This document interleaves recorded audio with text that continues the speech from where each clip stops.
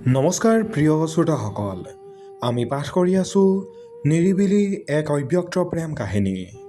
এয়া পঞ্চদশ খণ্ড, পৰিয়ালৰ সঁহাৰি আৰু এটা নতুন শপত।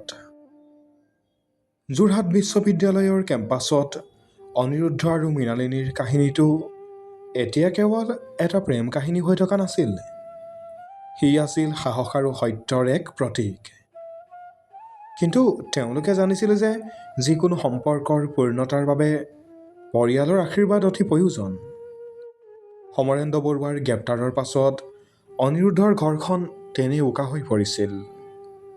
আনহাতে মৃণালিনীৰ ঘৰখন আছিল যোৰহাট চহৰৰ এটা মধ্যবিত্ত অথচ নীতি নিয়মৰ মাজেৰে চলা পৰিয়াল।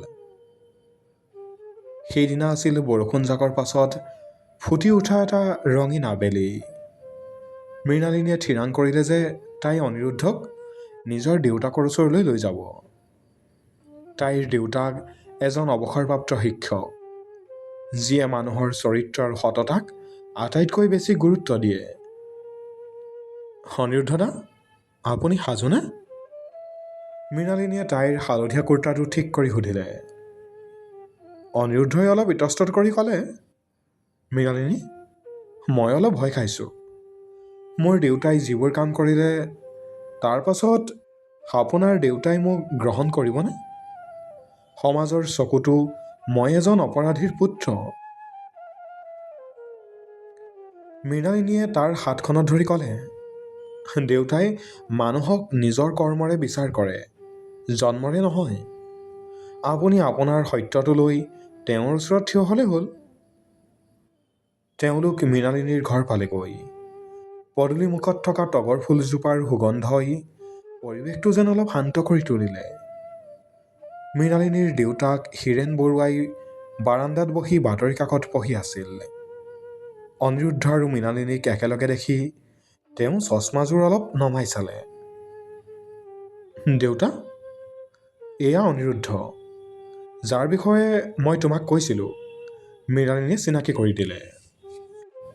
দেউতা, এয়া অনিৰুদ্ধ, যাৰ বিষয়ে মই তোমাক কৈছিলোঁ, মৃণালিনীয়ে চিনাকি কৰি দিলে।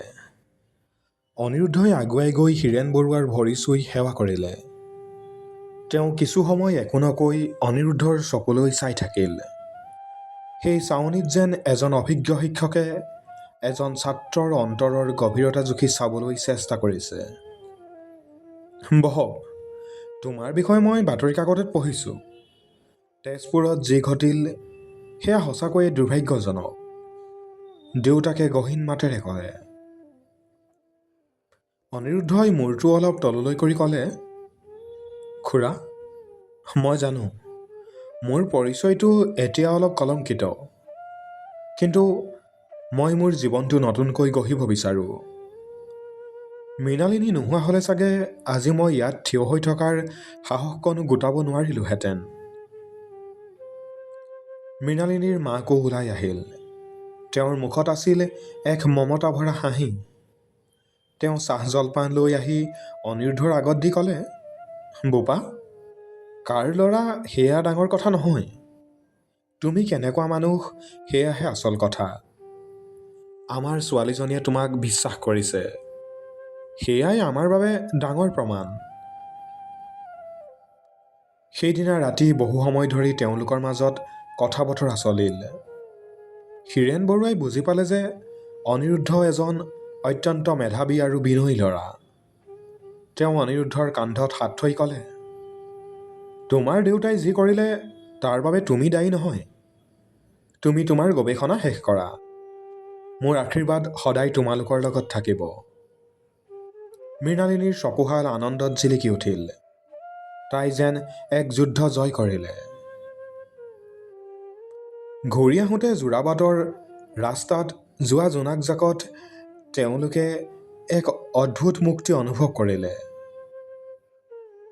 অনিৰুদ্ধই ক'লে, মৃণালিনী, মই ভাবিছোঁ মোৰ সেই পুৰণি ঘৰটো বিক্ৰী কৰি দিম। সেই পইচাৰে মই নীলিমাৰ নামত এখন সংগীত বিদ্যালয় খুলিব বিচাৰোঁ, য'ত দৰিদ্ৰ ল'ৰা ছোৱালীক বিনামূলীয়াকৈ ভায়লিন আৰু সংগীত শিকোৱা হ'ব। মৃণালিনীয়ে আচৰিত হৈ চালে। সেইটো বহুত ভাল চিন্তা অনিৰুদ্ধৰা। নীলিমাৰ আত্মাই তেতিয়াহে সঁচাকৈয়ে শান্তি পাব। কেইমাহমান পাছত যোৰহাট বিশ্ববিদ্যালয়ৰ কনভকেশ্যন হ'ল। অনিৰুদ্ধই আজি তাৰ PhD ডিগ্ৰী গ্ৰহণ কৰিবলৈ সাজু হৈছে। সি তাৰ সেই কলা গাউনটো পিন্ধি মৃণালিনীৰ ফালে চালে। মৃণালিনীও আজি সাজু হৈছে তাইৰ শেষ বৰ্ষৰ পৰীক্ষাৰ বাবে। মঞ্চত যেতিয়া অনিৰুদ্ধৰ নাম ঘোষণা কৰা হ'ল, গোটেই হলটোত হাততালিৰ শব্দ শুনিবলৈ পোৱা গ'ল। ডিগ্ৰীটো হাতত লৈ অনিৰুদ্ধই মাইক্ৰফোনটোলৈ ক'লে, আজি এই সন্মান মই মোৰ সেইগৰাকী ব্যক্তিক উৎসৰ্গা কৰিব বিচাৰোঁ, যিয়ে মোক এন্ধাৰৰ পৰা টানি আনি পোহৰ দেখুৱালে। মৃণালিনী, এই যাত্ৰা তোমাৰ অবিহনে আধৰুৱা আছিল। আৰু এজনী ছোৱালী, নীলিমা, যিয়ে মোক ভাল পাবলৈ শিকাইছিল। আজি মই এক নতুন শপত লৈছোঁ। মোৰ জ্ঞান আৰু মোৰ সংগীত এই সমাজৰ কল্যাণৰ বাবে ব্যৱহাৰ কৰিম। মৃণালিনীৰ দুগালেৰে চকুলো বৈ আহিল। তাই বুজি পালে যে এয়া কেৱল এটা ডিগ্ৰী নাছিল, এয়া আছিল অনিৰুদ্ধৰ সংগ্ৰামৰ এক স্বীকৃতি। অনুষ্ঠানৰ পাছত তেওঁলোকে বিশ্ববিদ্যালয়ৰ সেই একেবাৰে শেষৰ ফালে থকা পুখুৰীটোৰ পাৰত বহিল। অনিৰুদ্ধই তাৰ ভায়লিনখন হাতত ল'লে। এইবাৰৰ সুৰটো আছিল একেবাৰে নিৰিবিলি, য'ত কোনো হাই উৰুমি নাছিল, আছিল কেৱল দুখন হৃদয়ৰ একাত্মবোধ। নিৰিবিলি, এক অব্যক্ত প্ৰেম কাহিনী। ডায়েৰীখনৰ শেষৰ পৃষ্ঠাত মৃণালিনীয়ে আজি এটা বাক্য লিখিলে, প্ৰেম মানে কেৱল কাষত থকাটো নহয়, প্ৰেম মানে হ'ল ইজনে সিজনক সম্পূৰ্ণ কৰাটো।